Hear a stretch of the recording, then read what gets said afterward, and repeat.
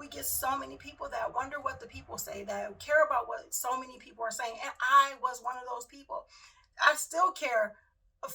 I still care a lot about what people say and what people think, but not to the point where it is to my detriment.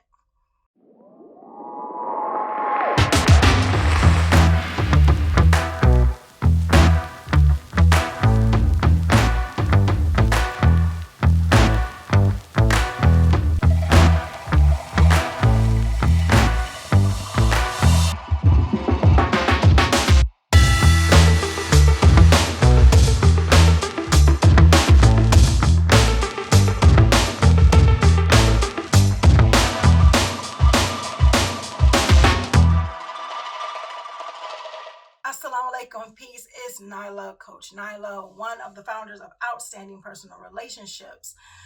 I have a question for you guys. How many of you out there think that polygyny is hard? How about being hard for the man, hard for the husband? Polygyny meaning a one man married to multiple women. How many of you believe that is hard for the man? How many of you believe that it's hard for the women? The co-wife or the initial wife, the incoming wife, any incoming wives. The reason why I'm asking this question is because we've gotten a lot of comments, emails, inboxes on polygyny being hard. You know, polygyny being a hard thing to do, whether it's the husband speaking about it to the initial wife, about co-wife communication, parenting in polygyny, a lot of other things that we talk about and that we train on in our relationship mastery inner circle, as well as on our videos on YouTube. However, in this video, I'm going to talk about adulting in polygyny. Polygyny takes adulting, and with anything that requires emotional intelligence, which requires maturity, which requires you to make some difficult decisions and be a leader and be a personally developed person, requires some adulting. You know, it requires adulting, and there will be some challenges. And adulting, there are challenges, and that's with anything. That's with growing up and getting out of the house and making your own decisions and getting your own bank account. How did you feel when you first got into the world and decided that you had to take care of the things that you had to take care of without someone else's 2 cents in it? Or you took their 2 cents, but it was still your decision on how you used it, if you utilized it or used it at all. That's the same thing when it comes to polygyny. We get so many people that wonder what the people say, that care about what so many people are saying. And I was one of those people. I still care a lot about what people say and what people think, but not to the point where it is to my detriment. Not to the point where I would allow it to stop me from being who I am or question who I am. And I used to be that person. So the thing is, how do we adult properly in polygyny? When I talk about adulting in polygyny, I'm going to give you something what I call MPP. MPP, once you master MPP, you can pretty much have the outstanding relationships that you really want in polygyny or monogamy or whatever the case may be. But right now we're going to talk about, a polygyny, period. So what's MPP? What does that stand for? M stands for minding your marriage. What is minding your marriage? Minding your marriage is when you are focusing on your marriage, when you are focusing on the things that you must do in order to create the outstanding marriage you want, the fulfilling marriage you want to have. That means you're not comparing yourself to your co-wife, that you're not comparing your relationships with other people's relationships, your marriage with other people's relationships or marriages. And I'm talking about comparing yourself where you are being ungrateful for the marriage that you have, or for the things that you have, and for the things that you are working on. If you want to compare and it's to your benefit, that's looking at something that you may want to implement into your marriage. It's looking at certain things and say, you know what, this would benefit us, or let's talk about this thing. You're not envying a person to the point where you don't want them to have what they have, and you want to have what they have, or you probably don't even want what they have. You just don't want them to have it either. You don't want that to be an issue. And when we usually mind our marriage, we don't focus on that. That's not something that we focus on. We don't focus on other people's marriages because we're too busy focusing on ours. So, minding your marriage is finding those things that you want to do, that you want to utilize in order to create this outstanding marriage, this fulfilling marriage, this marriage that you can enjoy being in, that you have peace in, that you know that this is for you. This is benefiting you, and you are benefiting it. Period. Period. Now, I'm not saying that there are not going to be any ups and downs and highs and lows, and everything is not going to be all sunshine and rainbows and hunky dory and kittens and all that other great stuff. It's not going to be that. However, being emotionally mature and being able to handle any type of challenges and being able to handle challenges together is an amazing thing, which goes into my next point, or the next part, is personal development. How do you become emotionally mature? You immerse yourself consistently in personal development. I don't even know how many countless of books and audios and programs that I've watched and been a part of and spent money on and just immerse myself in, because I was not this confident person. And I still have my issues. I'm a human being, but I want to continue to grow. We're always growing. If we're not growing, we're dying. So you want to immerse yourself into personal development. You want to read the right books. You want to listen to the proper audios. You want to make sure that you are listening to the people that are going to give you the insight and give you the information that's going to make whatever you want to have in your life better.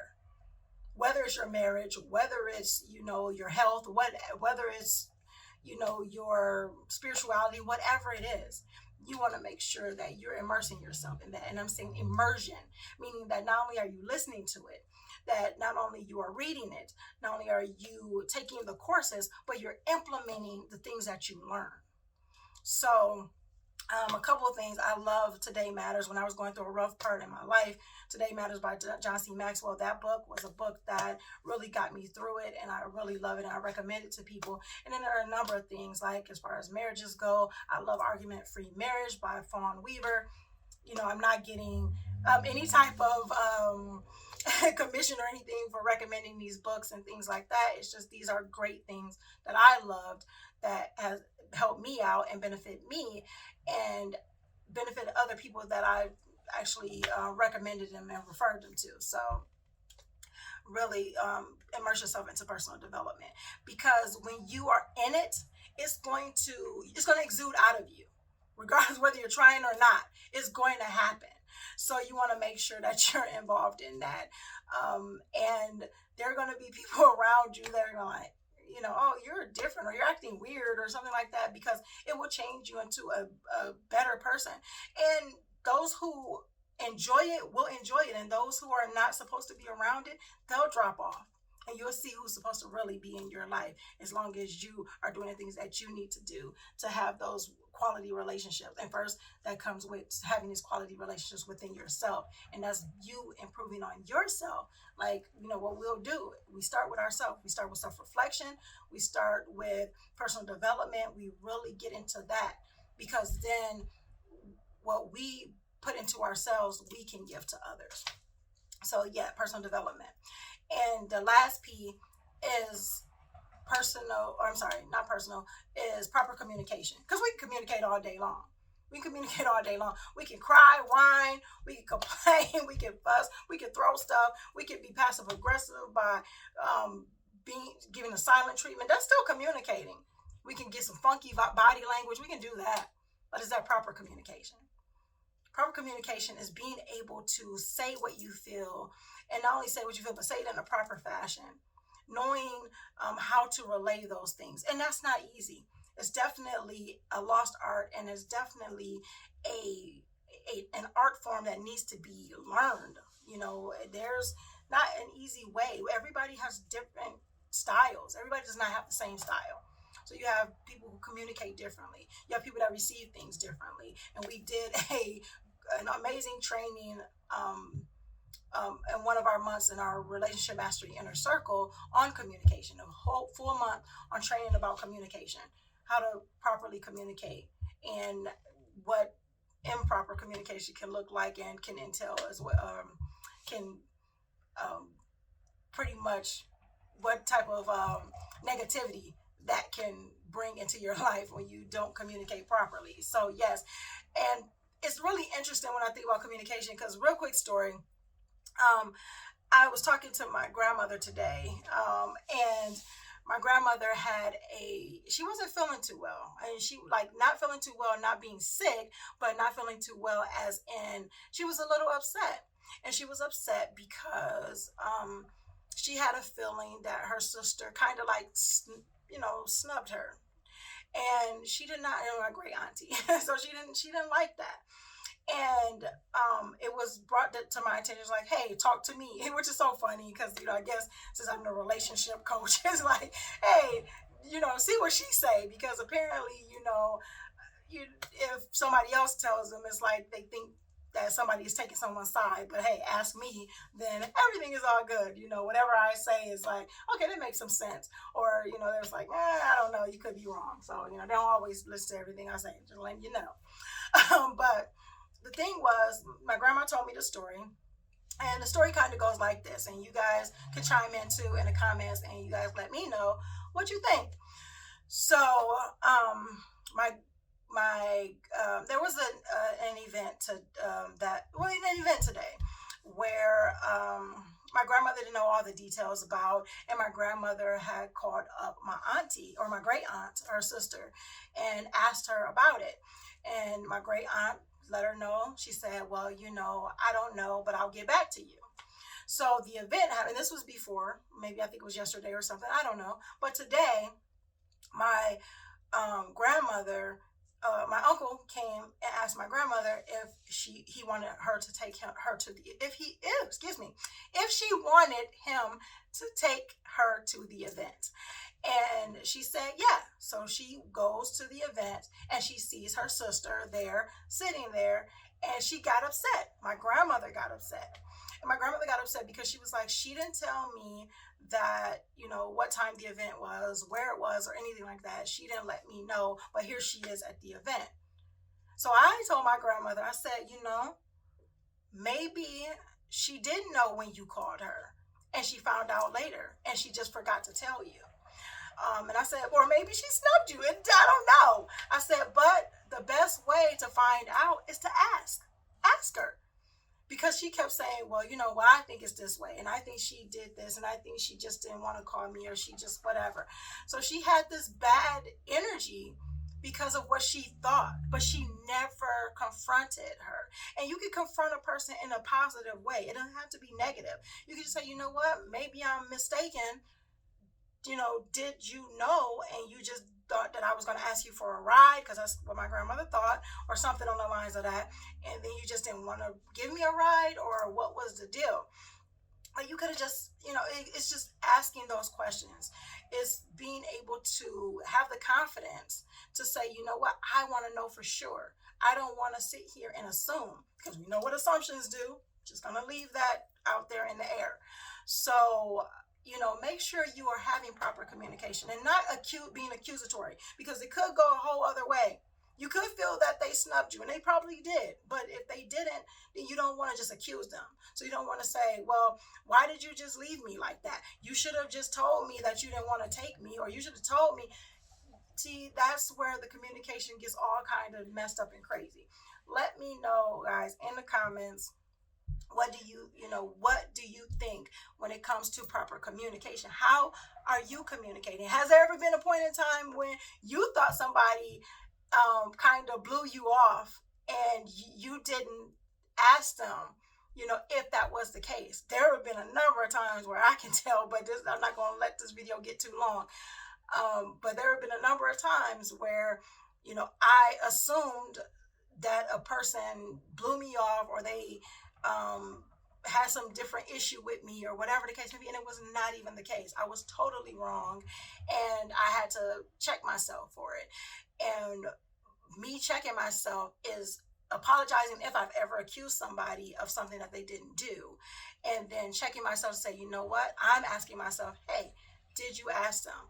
Is this true? Do you know if it's true? If you don't, are you willing to ask them? If you're not willing to ask them, then you can't accuse them of doing something that you don't have proof that they did or didn't do. Either way. Anyway, those three things: make sure you are minding your marriage, make sure you are practicing personal development, and that you are practicing proper communication. Those are the three things. Once you master those things seriously, your relationships will be so fulfilling, your marriages will be so fulfilling, your energy will be through the roof, and you'll be on cloud nine. Not saying it's going to be all the time. You'll get through those challenging times. So until next time, make sure you are growing intentionally, loving fearlessly, and connecting on a higher level every single day. Assalamu alaikum. Peace. Here are 3 ways outstanding personal relationships can help you. One is by following us on our social medias. Follow us on IG at Outstanding Relationships and on Facebook and YouTube at Outstanding Personal Relationships. And make sure you subscribe and hit that notification bell. Number 2, make sure you head over to outstandingpersonalrelationships.com and subscribe to the email list. From there, you will get downloads as well as updates, any and all updates. And you also get an update on the release of our new book, Let's Talk Polygyny, Uncensored. Number 3, if you are serious about polygyny relationships and really developing fulfillment and happiness, make sure you register for our Relationship Mastery Inner Circle, which is members only, which includes downloads. It includes access to us live on a weekly basis. So that's at outstandingpersonalrelationships.com/RM. We'll see you soon. Assalamu alaikum. Peace.